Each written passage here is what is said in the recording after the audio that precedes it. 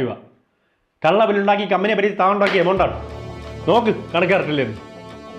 5 ലക്ഷത്തിന്റെ പർച്ചേസ് നടത്തിയിട്ട് 13 ലക്ഷത്തിന്റെ ഫേക്ക് ബില്ല് ഉണ്ടാക്കിക്കൊണ്ട് വന്നേക്കുന്നു. സാർ ഇത് ഫേക്ക് അല്ല സാർ, ഇത് ഒറിജിനലാണ്. പക്ഷേ 4 വർഷം ചെന്നൈ കമ്പനിയിൽ പർച്ചേസ് മാനേജറായിട്ടിരുന്ന ആളാണ് ഞാൻ. ഈ ഫാർമസ്യൂട്ടിക്കൽ പ്രോഡക്ട്സിന്റെ മാർക്കറ്റ് പ്രൈസിനെ പറ്റി നീ എന്നെ പഠിപ്പിക്കല്ലേ. ഞാനിതെന്തായാലും ഹെഡ് ഓഫീസ് റിപ്പോർട്ട് ചെയ്യും. തന്റെ എക്സ്പ്ലനേഷനൊക്കെ അവിടെ കൊടുത്താൽ മതി.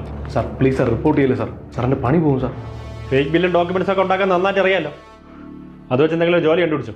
സാർ പ്ലീസ് സാർ, ഞാൻ എന്ത് വേണമെങ്കിലും ചെയ്യാം സാർ. സാർ ഞാൻ കാണേണ്ട രീതി കാണാം സാർ. എങ്ങനെ ഷെയർ ചെയ്യാമോ? അതെ. എത്ര തരും സാർ? 50-50 റിസ്ക് മുഴുവൻ ഞാൻ എടുത്തോളാം.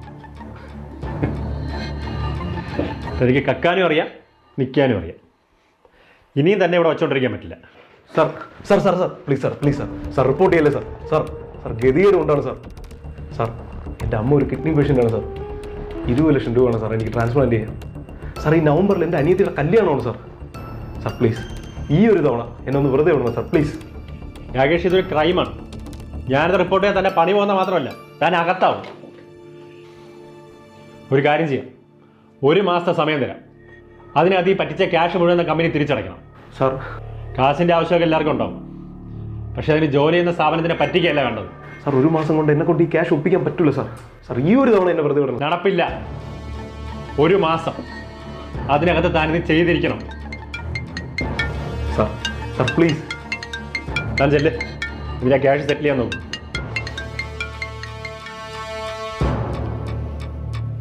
ഹലോ, ഇതുവരെ ഇറങ്ങിയില്ലേ?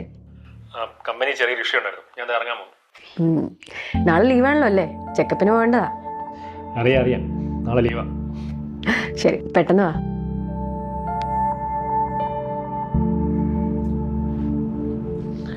റിപ്പോർട്ടൊക്കെ എടുത്തല്ലോ? എടുത്തു. ഞാൻ നോക്കണ്ടല്ലോ? വേണ്ട. നോക്കിട്ടില്ല. Morning sir. ഞാൻ ഹരി സാറിനെ വിളിച്ച് നോക്കിയിട്ടാണ് വീട് കണ്ടുപിടിച്ചത്. താനെന്താ ഇവിടെ? ഞങ്ങളൊന്ന് ഹോസ്പിറ്റലിലോട്ട് പോകാൻ നിൽക്കുകയായിരുന്നു. എന്തൊരു സാർ? താൻ വാ, ഇരിക്ക്.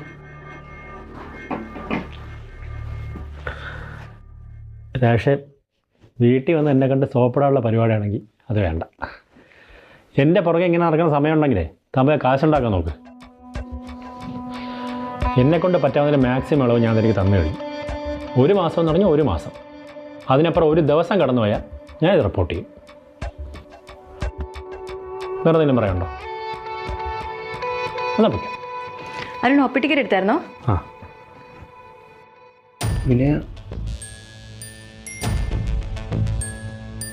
നിങ്ങൾ തമ്മിൽ പരിചയമുണ്ടോ?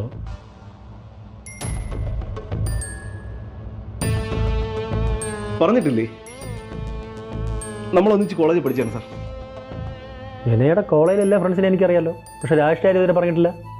ഞാൻ കോളേജിൽ പകുതിയിൽ ഡ്രോപ്പ് ആയി സാർ, അതാണ്. ഓ, എന്തായാലും സാറിൻ്റെ വൈഫാണ് വിനയെന്ന് അറിഞ്ഞ സന്തോഷം. അല്ല, ഈ ഫ്രണ്ട്ഷിപ്പിൻ്റെ പേരിൽ ഇനി എന്നെ സ്വാധീനിക്കാൻ നോക്കണ്ട. കുടുംബം വേറെ, തൊഴിൽ വേറെ. അങ്ങനെ സ്വാധീനിക്കാൻ വേണ്ടിയുള്ള ബന്ധമൊന്നുമില്ല സാർ. ഞങ്ങൾ വെറും പരിചയക്കാരാണ്, അല്ലേ വിനയ? സാർ ഞാൻ വന്നതേ ക്യാഷ് ഉടനെ സെറ്റിലാവും, അതിനുള്ളൊരു വഴി എനിക്ക് ദൈവം കൊണ്ടുവന്ന് തന്നിട്ടുണ്ട്. എന്നാ പോട്ടെ വിനയ, പോട്ടെ. എത്ര മാസമാണ്? 8. സൂക്ഷിക്കണം, വളരെ സൂക്ഷിക്കണം.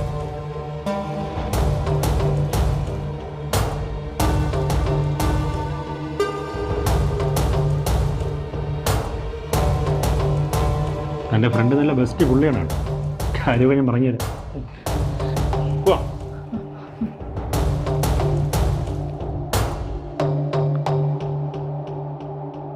പിന്നെ വരുന്നില്ലേ?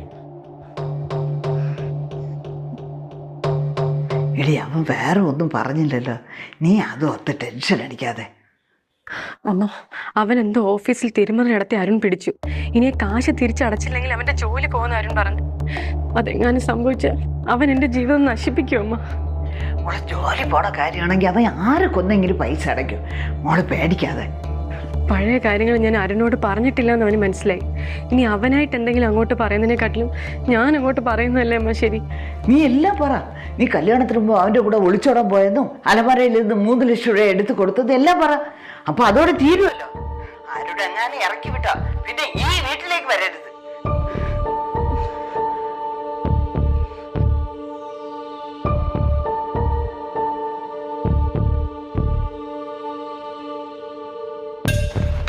ക്യാഷിൻ്റെ കാര്യം എന്തായി?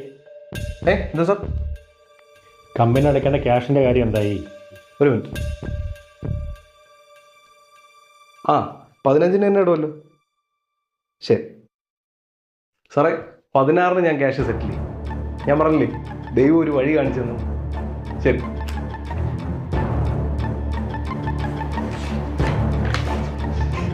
ഞാൻ അന്നേ പറഞ്ഞതല്ലേ, അവൻ എന്റെ ജീവൻ നശിപ്പിക്കും അമ്മ. നീ കരയാതെ കാര്യം പറ. എന്നെ ഇവിടെ ഞാൻ ഒട്ടും പ്രതീക്ഷിച്ചില്ലടിയാന്ന്. ഞെട്ടിപ്പോയി ഞാൻ. നീ എൻ്റെ കാര്യം അരുൺ സാറിനോട് പറഞ്ഞില്ലല്ലേ? നീ അത് മനസ്സിലായി. നിന്നെ അന്ന് ഇവിടുന്ന് കണ്ടിട്ട് പോയാൽ പിന്നെ നിന്റെ ഓർമ്മകൾ ഇങ്ങനെ വന്നുകൊണ്ടിരിക്കുന്ന എനിക്ക്. ഇതോ നമ്മൾ അന്നേ കോവിലിൽ വെച്ച് താലി കെട്ടിയിട്ട് പിറ്റേന്ന് പത്രത്തിൽ കൊടുക്കാൻ വേണ്ടിയിട്ട് പബ്ലിഷ് ചെയ്യായിരുന്നത്. നീ പണ്ട് എനിക്ക് അയച്ച ലെറ്റേഴ്സ് നമ്മളെന്തായിരുന്നല്ലേ? രാകേഷേ, ഇനിയും നീ എന്നെ ദ്രോഹിക്കരുത്. നിന്റെ അമ്മയ്ക്ക് ക്യാൻസറാണ്, കീമോ ചെയ്യാൻ കാശില്ലാന്ന് പറഞ്ഞതുകൊണ്ട് അന്ന് അച്ഛൻ്റെ അലമാരിൽ ഞാൻ 3 ലക്ഷം രൂപ എടുത്തു തന്നത്. ഞാനത് അത്രയ്ക്ക് നിന്നെ സ്നേഹിച്ചത് കൊണ്ടായിരുന്നു. നീ അത് പറഞ്ഞപ്പോഴാണ്. നോക്ക്, നിന്റെ അച്ഛൻ അന്ന് എൻ്റെ പേരിൽ കൊടുത്ത പെറ്റീഷൻ എന്തായിരുന്നു? മകളെ സ്നേഹിച്ച് കല്യാണം കഴിക്കാമെന്ന് വാക്ക് നൽകി 3 ലക്ഷം കൈക്കലാക്കി ഒളിവിൽ പോയി എന്ന്. എന്തോന്ന് വിനയാ, നിന്റെ മാമന് ബുദ്ധി ഉള്ളതുകൊണ്ട് ഈ കേസ് വാപ്പസ് വാങ്ങി. ഇല്ലേ, നിന്റെ ഭാവി എന്തായാലും ഒരുത്തൻ്റെ ഒളിച്ചോടി പോയ പെണ്ണിന് വേറെ ആരെങ്കിലും കല്യാണം കഴിക്കൂ? അരുൺ സാർ ഇതറിഞ്ഞാല? നീ പേടിക്കണ്ട, എൻ്റെ ഇതെല്ലാം ഭദ്രമാണ്. ഞാൻ ഇത് അരുൺ സാറിൻ്റെ കൊടുക്കൂല. നിന്റെ ഉദ്ദേശം എന്താ? കാര്യം ഞാൻ സ്ട്രെയിറ്റ് ആയിട്ട് പറയാം. എനിക്കൊരു 7 ലക്ഷം രൂപ വേണം. കാര്യം നീ പറഞ്ഞു കാണും. ഇനി സംഭവം സിമ്പിളാണ്. നിന്റെ അച്ഛനെ വിളിക്കുക, നിന്റെ ഭർത്താവിന് ഒരു 7 ലക്ഷം രൂപ ആവശ്യമുണ്ടെന്ന് പറയുക. നിന്റെ അച്ഛൻ തരും. ഇനി നിന്റെ അച്ഛൻ്റെ ഇല്ലെങ്കിൽ നിന്റെ ഭർത്താവിൻ്റെ അടുത്ത് പറയണം, അച്ഛനൊരു 7 ലക്ഷം രൂപ വേണം. സിമ്പിൾ. മാക്സിമം എനിക്ക് 15-നകത്ത് തരണം. 16-ന് നിന്റെ ഭർത്താവിൻ്റെ ഓഫീസിൽ എനിക്ക് സെറ്റിൽ ചെയ്യാവുന്നതാണ്. ഇനി ഞാനിത് നിന്റെ ഭർത്താവിൻ്റെ അടുത്ത് പറഞ്ഞ് ഈ ഡോക്യുമെൻ്റൊക്കെ കൊടുക്കുമെന്ന് പേടിച്ച് നീ ഓരോ ടെൻഷനൊന്നും അടിക്കല്ലേ. പിന്നെ 8 മാസമുള്ളൊരു കൊച്ചകത്തുള്ളതാണ്. Take care. 15-നകത്ത് എനിക്ക് ആ ഫണ്ടൊന്ന് തരണം. ഓക്കെ?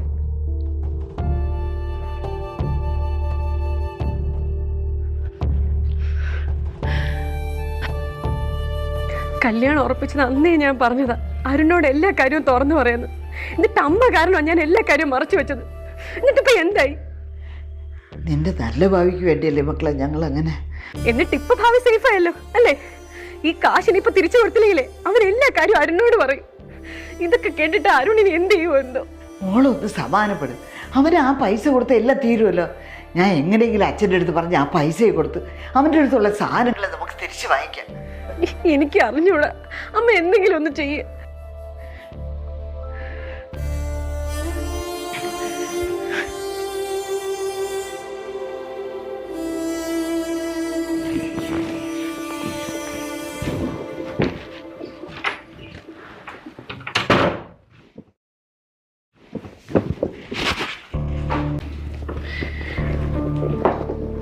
ഡേറ്റ് എടുത്തതിൻ്റെ ടെൻഷനാണോ? ഒന്നുമില്ല. ഇതെന്താ? ഇത് പാലാഴിയുടെ പ്രസവരക്ഷാ കിറ്റ്. 2-3 ദിവസമായിട്ട് നിനക്ക് നല്ല ബോഡി പെയിനും കാലുവേദനയൊക്കെ കൊണ്ടെന്ന് തുടങ്ങില്ലേ? ഈ ബോഡിയിൽ തേച്ച് വിളിച്ചാൽ വേദനയൊക്കെ മാറിക്കോളും. പിന്നെ ഈ സ്ട്രെച്ച് മാർക്സൊക്കെ വരില്ലേ, അത് മാറാനുള്ള ഐറ്റംസും ഇതിനകത്തുണ്ട്. മെയിനായിട്ട് പ്രസവശേഷം നിനക്കും കൊച്ചിനും പ്രസവ ശുശ്രൂഷകളെ എല്ലാ മരുന്നും കൂട്ടും ഇതിനകത്തുണ്ട്. പിന്നെ നിൻ്റെ അമ്മ എന്ന് വരുന്നത്? അമ്മ ഒന്നും പറഞ്ഞില്ല. അതൊന്ന് പെട്ടെന്ന് ചോദിച്ച് കൺഫേം ചെയ്യണേ. കാരണം പ്രസവം കഴിഞ്ഞ് 10 ദിവസത്തിൽ നമുക്ക് പാലായുടെ പോസ്റ്റ്നേറ്റൽ ട്രീറ്റ്മെൻറ്റ് സ്റ്റാർട്ട് ചെയ്യണം. ഇപ്പം നിൻ്റെ അമ്മ ഇവിടെ വന്ന് നിൽക്കുമെന്നുണ്ടെങ്കിൽ നമുക്ക് അവരുടെ ആൾക്കാർക്ക് ഇവിടെ വന്ന് ട്രീറ്റ്മെൻറ്റ് ചെയ്യാൻ പറയാം. ഇല്ലയെന്നുണ്ടെങ്കിൽ നമ്മൾ അവിടെ പോയി അഡ്മിറ്റ് ആവേണ്ടി വരും. അതാവുമ്പോഴേ ഈ ഭക്ഷണവും കാര്യങ്ങളൊക്കെ അവർ തന്നെ നോക്കിക്കോളും. ഞാനേ ഒന്ന് ഫ്രഷ് ആയിട്ട് വരാം.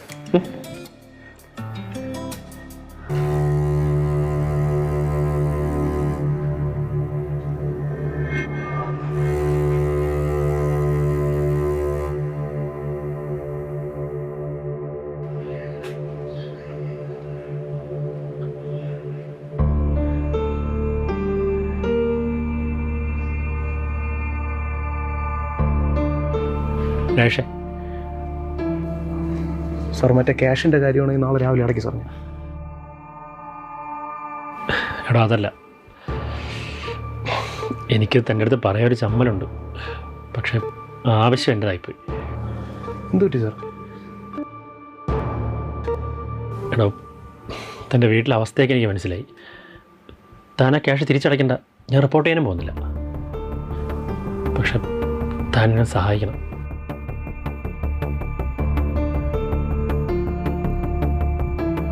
എനിക്കൊരു 10 ലക്ഷം രൂപയുടെ ആവശ്യമുണ്ട്. താൻ അന്നത്തെ പോലെ ഒരിക്കൽ കൂടെ ഒരു ഫേക്ക് ബില്ല് സെറ്റ് ചെയ്തിട്ടേ, അല്ല വെറുതെ വേണ്ട, തനിക്കുള്ള താൻ എടുത്തു. ഒരു 50%, 20 ലക്ഷത്തിൻ്റെ ബില്ലുണ്ടാക്കിയിട്ട് 10 താൻ എടുത്തോ. ഒന്ന് അറേഞ്ച് ചെയ്യാൻ പറ്റുമോ?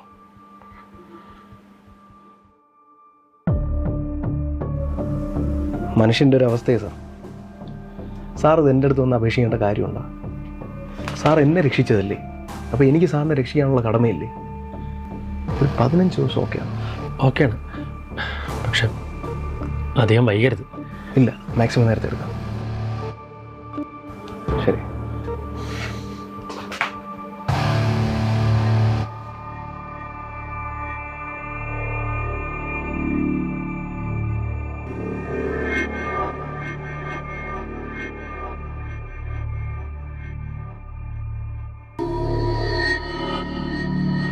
എന്തായി? ഇത് സാറ് ചോദിച്ച ക്യാഷ് എൻ്റെ ഷെയർ എടുത്തിട്ട് ഫുള്ളുണ്ട്.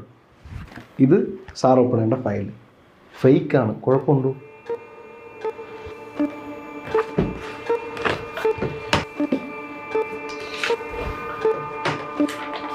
ആലോചിക്കാതെ ഒപ്പിട് സാറേ. എനിക്ക് ഇന്ന് തന്നെ ഹെഡ് ഓഫീസിൽ കൊടുക്കാനുള്ളതാണ്. ഞാനിവിടെ തന്നെ ഉണ്ട്. ഞാൻ നേരിട്ട് കൈപ്പറ്റിക്കോളാം. ഓക്കെയാണ് രണ്ടുപേർക്കും. സാർ, ഞാൻ അരുൺ സാർ പറഞ്ഞിട്ടാണ്. ആണോ? ഞാനും അരുൺ സാർ പറഞ്ഞിട്ട് വന്നതാണ്.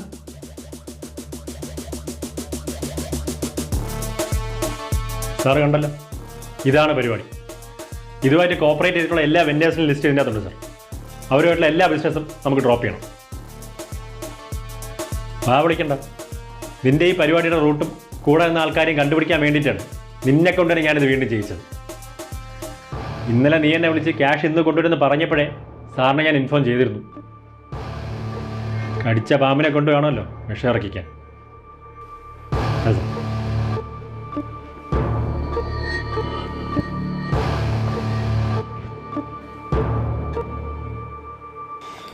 അരുണേ, ഇയാളുടെ ഇതുവരെയുള്ള പർച്ചേസ് ലിസ്റ്റ് എനിക്ക് കിട്ടുന്നു. ഞാനിന്ന് ഹെഡ് ഓഫീസ് മെയിൽ ഇട്ട് വരാം. Anyway, congratulations. ടെർമിനേഷനാണ് കേട്ടോ.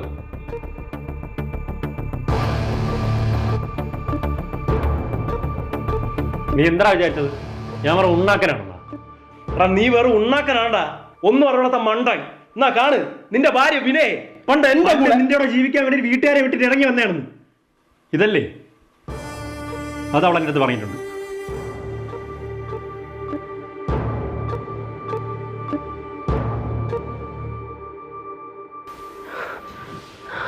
അരുൺ,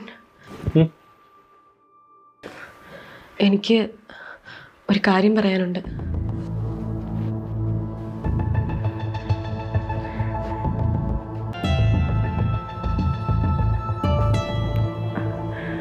കല്യാണത്തിന് മുൻപ് ഞാനും രാകേഷുമായിട്ട് സ്നേഹത്തിലായിരുന്നു. ഒരിക്കൽ അവൻ്റെ അമ്മയുടെ ട്രീറ്റ്മെൻറ്റിന് ക്യാഷ് അത്യാവശ്യമാണ്, ഒരാഴ്ചക്കുള്ളിൽ തരാമെന്ന് പറഞ്ഞപ്പോൾ ഞാൻ അച്ഛൻ്റെ അലമാരയിൽ നിന്ന് കാശ് എടുത്തു കൊടുത്തു. അത് വീട്ടിലാകെ പ്രശ്നമായി. സങ്കടം സഹിക്കാണ്ട് ഞാൻ വിളിച്ചു പറഞ്ഞപ്പോൾ കയ്യിലുള്ള സ്വർണ്ണമൊക്കെ എടുത്ത് ദൂരെ ഒരു അമ്പലത്തേക്ക് വാ, കല്യാണം കഴിച്ചോളാന്നാണ് പറഞ്ഞു. പക്ഷെ സ്വർണ്ണമൊന്നും എടുക്കാൻ എനിക്ക് മനസ്സനുവദിച്ചില്ല. വെറും കൈയോടെ വന്നപ്പോൾ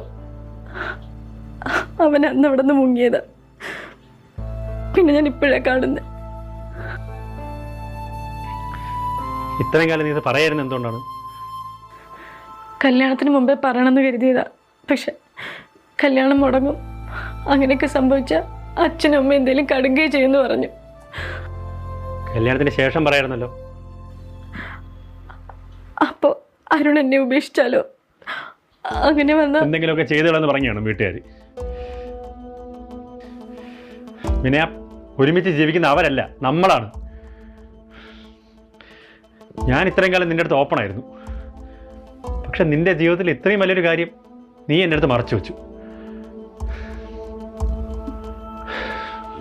അല്ല, ഇപ്പം എന്താ ഇത് പറയാൻ തോന്നിയത്?